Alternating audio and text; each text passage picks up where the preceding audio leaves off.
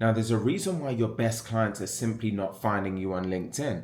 Now, in this case, a lot of the time you're going to find that you're posting consistently. It feels like you're doing everything right, but your ideal clients still aren't finding you and reaching out. And this video is going to reveal the missing piece because your profile might look great, but if it's not optimized for search, then you're invisible to the exact people who are actively looking for someone like you. So I'm going to walk you through how LinkedIn search actually works and why your profile isn't showing up when your ideal clients are searching for solutions. So this strategy is going to solve that for you. And it's the same approach that's helped me to get to 55,000 followers on LinkedIn all organically with 10 million impressions, and has driven our clients' calendars to be full with qualified prospects like this. Same for their LinkedIn inboxes and their Stripe dashboards in terms of payment. So if we're to diagnose the problem first and foremost, you might be in a situation where your profile looks great, your content's valuable, and your positioning is clear. But when your ideal clients go to LinkedIn and search for someone who does what you do, your profile's not actually showing up. And this is making you basically invisible. And the frustrating part is that they're actually looking for you. They're typing in search terms like B2B lead gen consultant or sales funnel expert, or they have a problem and they have a budget and they're ready to hire, but they just can't actually find you on the platform. So to explain how LinkedIn search actually works, because most people don't actually understand this, LinkedIn is also a search engine, just like Google is, right? So when someone's looking for a solution to a problem, they don't just search your name. They can also often search keywords and phrases that actually describe what they need. So for example, they might search LinkedIn lead gen expert or B2B sales funnel consultant or high ticket offer strategist. And LinkedIn's algorithm will scan every profile on the platform looking for these keywords. So if your profile doesn't contain these keywords in the right places, you may or may not show up in the search results. If you're not, haven't got any of these types of terms, then you're going to be invisible. And this is why your profile SEO actually matters, because it's not about making your profile just look pretty. It's actually about making it discoverable. So the SEO mistake that most people make is that they write their profile for themselves and not also for search. So they use vague generic language instead of specific keywords that their ideal clients are actually searching for. For example, their headline might say business coach instead of B2B sales coach for SaaS founders. Business coach is just too broad because there's thousands of business coaches on LinkedIn. So your ideal client isn't just going to search business coach. They're probably searching for something much more specific.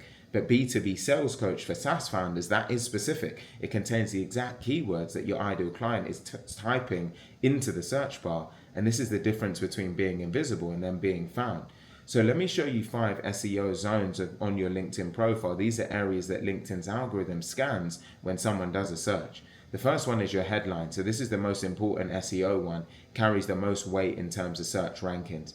Then you've got your about section. So this is where you can include multiple keywords naturally throughout your story.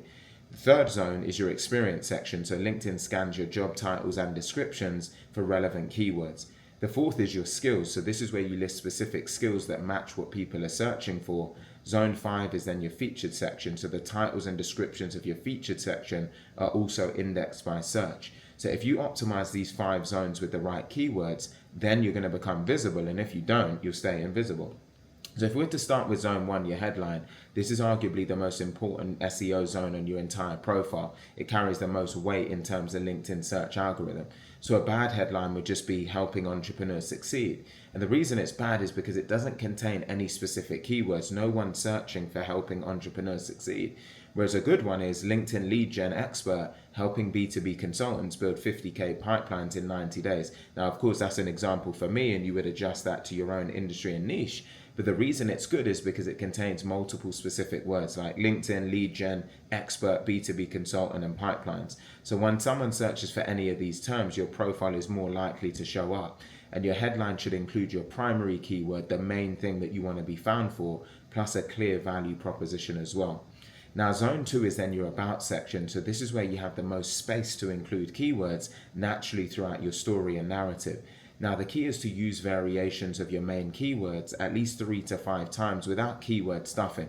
So for example, if your main keyword is LinkedIn lead gen, you might also use LinkedIn pipeline building or LinkedIn client acquisition or LinkedIn prospecting strategies, because these are variations that people might end up searching for, and then they would help you to show up more in search results. But don't just keyword stuff. Don't just list keywords for the sake of it over and over. That will just look spammy, and LinkedIn's algorithm is going to penalize that. So instead, weave the keywords naturally into your story. Talk about the problems you solve, the clients you help, and the results you deliver, and make sure that the keywords just appear naturally based on your offer and what you do. Now, the third zone is then your experience section. Now, most people don't realize this, but your job titles are also indexed by LinkedIn search algorithm. So instead of just listing founder or CEO, include keywords in your job title. So for example, you could say founder and LinkedIn strategy consultant instead of just founder if you want it, or CEO and B2B lead gen expert instead of just CEO. This simple change can actually really increase your visibility in search results, especially if you're trying to get your profile off the ground. And in your description of each role, include keywords that describe what you actually do. So don't just list your responsibilities, describe the problems you solve and the results you deliver using the keywords that your ideal clients are looking for. So if you don't want to change your actual title, just make sure that you index better in your description, and that will really help you out. Now, the fourth zone is then your skills section, and you can actually add up to 50 skills on LinkedIn, but you should really focus on 10 to 15 highly relevant skills that your ideal clients are actually searching for. So for example, if you're a LinkedIn lead gen expert like me, then your skills might include LinkedIn lead generation, B2B sales funnels, high ticket offer strategy, LinkedIn content marketing, and sales pipeline development. These are specific searchable skills that match what your ideal clients are actually looking for. And a pro tip here is that you can ask your connection to actually endorse you for these skills, because the more endorsements you have, the higher that you might rank in search results for those skills. Then the fifth zone is your featured section. So the titles and descriptions of your featured content are also indexed by LinkedIn search algorithm. So when you feature a post, an article, or resource, make sure that the title is keyword rich. For example, instead of just featuring a post titled My Latest Thoughts, feature a post titled The LinkedIn Pipeline Blueprint, How to Generate 50K in 90 Days. Because the second title, it contains multiple keywords that your ideal clients might be actually searching for, and this will increase your chances of showing up in search results, and it also makes your profile more compelling when people land on it.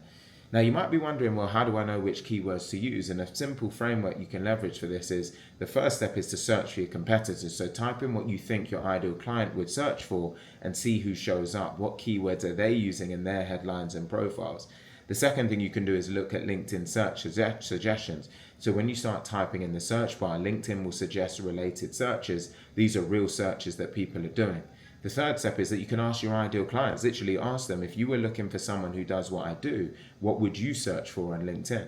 And this gives you some real world data on the exact keywords that you should be targeting. Now here's a simple test to see if your profile is actually optimized for search. Go to LinkedIn and search for your main keyword, the thing that you want to be known for.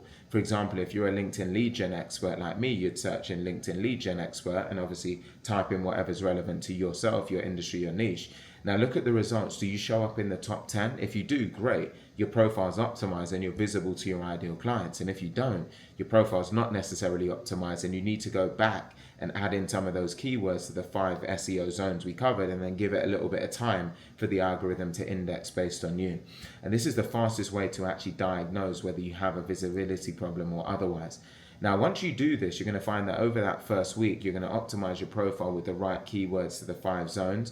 Between weeks 2 and 4, hopefully you'll start to show up in some of the search results, people who are actively looking for someone like you. And then between months 2 and 3, you'll see that your inbound connection requests will start to increase. These could be qualified people who found you through search and not just random connections. And then month 3 onwards, qualified buyers may actually start reaching out to you directly because they found your profile, consumed your content, and now they're ready to have a conversation. So this can be the compounding effect of profile SEO. It doesn't happen overnight, but once it does kick in, you're going to have a steady stream of inbound opportunities month over month.